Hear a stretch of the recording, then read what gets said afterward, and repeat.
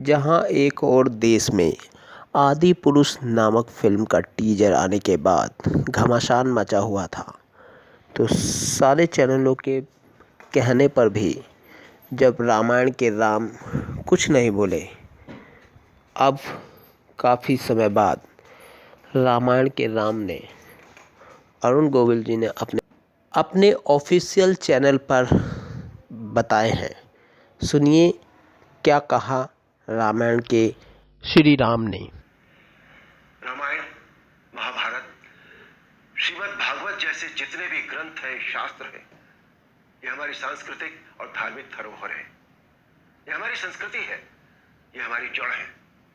सारी मानव सभ्यता के लिए ये नींव के समान है, और न तो नींव को हिलाया जा सकता है और न ही जड़ को बदला जा सकता है।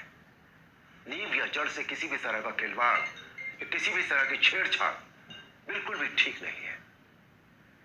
हमें इन शास्त्रों से संस्कार मिलते हैं, जीवन का आधार मिलता है। ये धरोहर ही हमें जीने की कला सिखाती है। हमारी संस्कृति विश्व की सबसे प्राचीन संस्कृति है।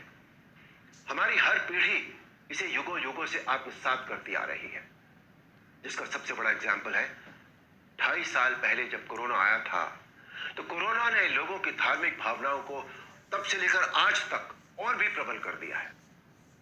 हमारी धार्मिक परंपराओं और मान्यताओं को और अधिक पुष्ट किया है इस महामारी ने। टीवी पर जब धारावाहिक रामायण प्रसारित हुई थी कोरोना के दौरान, तो रामायण ने एक विश्व रिकॉर्ड बनाया। आप सब जानते हैं, हम सब जानते हैं, ये एक बहुत बड़ा संकेत है हमारी मान्यताओं और परंपराओं की प्रामाणिकता का। इस बार यानी 2020 में रामायण आज की युवा पीढ़ी ने भी देखी, और 35 साल पहले बनी रामायण को पूरी श्रद्धा और आस्था से देखा, समझा और आत्मसात किया। आज जो बेहिसाब लोग मुझसे मिलते हैं, उनमें सबसे ज्यादा संख्या टीनेजर्स की होती है। दोस्तों, 500 साल के संघर्ष, अथक प्रयत्न और जद्दोजहद के बाद, न जाने कितना रक्त बहाने के बाद हमें राम मंदिर के पक्ष में निर्णय मिला, और वहां एक भव्य मंदिर का निर्माण हो रहा है जो 2024 तक पूरा भी हो जाएगा।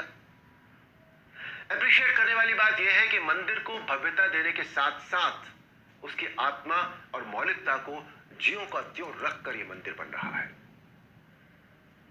हमें अपनी सभी सांस्कृतिक और धार्मिक धरोहरों और मान्यताओं को जैसी वो है वैसी ही बनाए रखना चाहिए।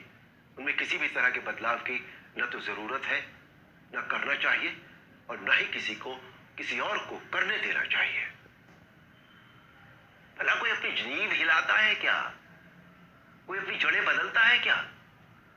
हमारी इन धार्मिक सांस्कृतिक मान्यताओं और परंपराओं को किसी भी तरह का कोई नयापन देने की आवश्यकता नहीं है।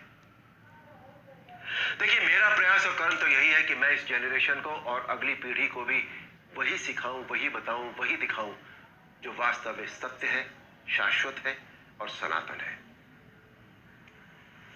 एक बात और किसी और धर्म की परंपरा या मान्यता में जब किसी भी प्रकार का बदलाव या नयापन नहीं किया जाता, तो हमारी सनातन धर्म की मान्यताओं परंपराओं के साथ छेड़छाड़ आखिर क्यों?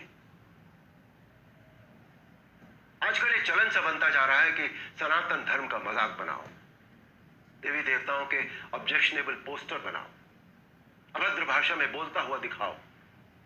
आखिर किसने अधिकार दे दिया कि कोई हमारी धार्मिक आस्था से छेड़छाड़ करे या हमारी भावनाओं को ठेस पहुंचाए?